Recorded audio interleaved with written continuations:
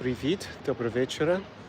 Always have to wait a few seconds from when I click start to when I watch on the replay, I can see I actually started speaking. So, greetings from Odessa. Mom, I got the iconic Odessa Opera House behind me.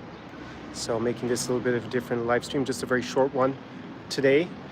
Our weekly Sunday live stream on the state of the Russo-Ukrainian war. I'm back here in Odessa, Mama, the shores of the Black Sea. The weather is amazing. And it has been a pretty incredible week from the Ukrainian point of view. We had Operation Spiderweb, as it's become known, with Ukraine taking out a substantial amount of Russia's strategic bomber fleet in Russia, deep in Russia. A lot of it was 4,000 kilometers from here. Pretty incredible, where they had drones transported in trucks secretly. And actually, they duped many Russian truck drivers into delivering them on site. And then the roofs that were retractable came off and the drones flew to their targets, and they took out, the Ukrainians claim 41 strategic aircraft from the Russian side. That would make it about a third of Russia's strategic bomber fleet. So far, actually providing evidence, we've seen at least half of that. So in any case, they definitely took out 15% at the very least, at the low water mark, and it may indeed actually be as high as they claim. But of course, Russia promised retaliation, which basically means committing more war crimes in Ukraine, which they've been committing before, as they'll just save up a few heinous crimes for this kind of situation. However, the Ukrainians then struck the illegally constructed Kerch Bridge, partly in occupied Crimea, joining it with Russia de jure. Did not do significant damage, it looks like, at least from what we can tell. However, it was another symbolic attack. They obviously wanted to create more damage, but it doesn't take down the bridge completely. The bridge is reopened. However, it may have damaged the bridge underwater, and that will not be clear, and probably the Russians are not going to tell us that. So unless we see it start to crack in the next few months, then it will be hard to know exactly what the danger was for the bridge from the Russian point of view. And other things that have not gone Russia's way are Saudi Arabia is now agreed to pump up oil production that will push down the price of oil, which is a major source of Russian revenues for funding the wars, also going against Putin in that sense. And there's now what's been called Spiderweb 2.0.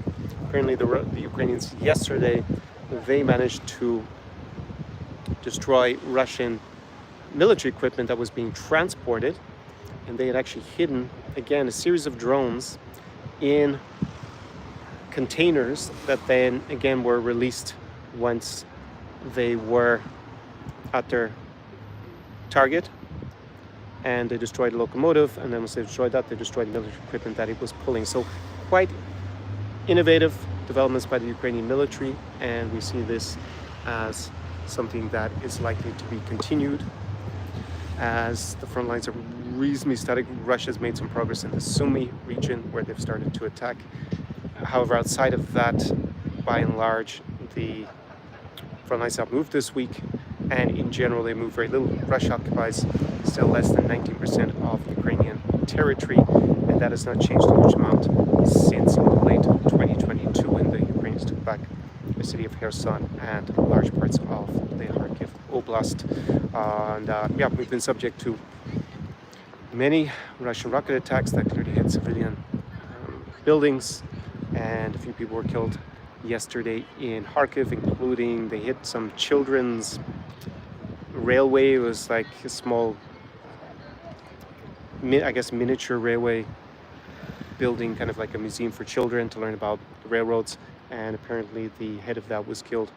It was during the day yesterday. So Russia continues to strike Ukraine and kill civilians, and Ukraine responds by attacking Russian military targets and neutralizing them. So it's not really rocket science to pick the good and bad in general in this war, in particular in the last week, unless you're Donald Trump, who basically made a statement paraphrasing him that the Ukrainians provoked the Russians. He said, they went striking these Russian airfields, and now they're going to strike back, basically as if this is normal, that they go and commit war crimes.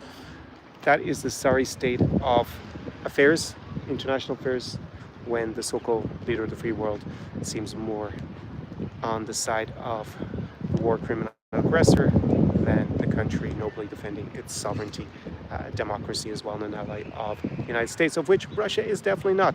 But we live in this bizarre world, and that is the one point that Russia definitely has predicted very well and accounted for and strategized well, is their ability to persuade some of their adversaries, their really long-term strategic adversaries in the West, like the United States, to lean towards supporting them over Ukraine. And they've had some limited success in parts of Europe as well, quite sadly. So unfortunately here, while it's a beautiful day, we are bracing ourselves for more heinous Russian war crimes, no doubt to be committed as a retaliation. Reminds me of World War II, when the Nazis would go around after, say, when their convoys got attacked, and they just pick the nearest village and round up whatever 20, 30, 40 people and shoot them against the wall as retaliation when their occupying military was targeted. Obviously, Ukraine overall, in general respects, the rules of war, laws of war, and Russia doesn't. But unfortunately, once you have an ever Security Council that behaves like that, there isn't an effective mechanism to bring them to justice until after they're defeated or some agreement is made at the end of this war that they will face retribution, legal retribution, for what they have done, all those tens of thousands of Russian war crimes. So fingers crossed not to be in the wrong place at the wrong time in the next few days or any other day. And yeah, Slava Ukraini, have that on my t-shirt here. And Do Peremoghi from the beautiful Odessa Opera House here on the shores of the Black Sea in Ukraine. Do побачення, гарного вечора. Oh, and one last thing before I go.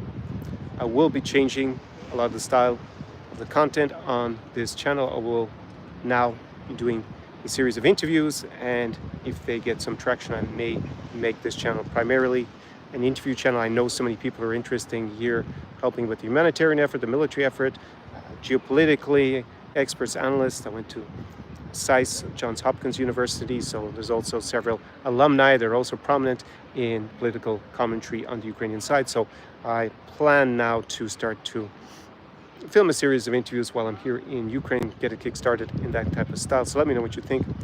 Anyone particularly want to see me interview, either here in person or online, I can obviously do via video link as well, some interviews that might be interesting, and whether you would also enjoy that style of content. So that note, I will definitely say do побачення and a very гарного вечора.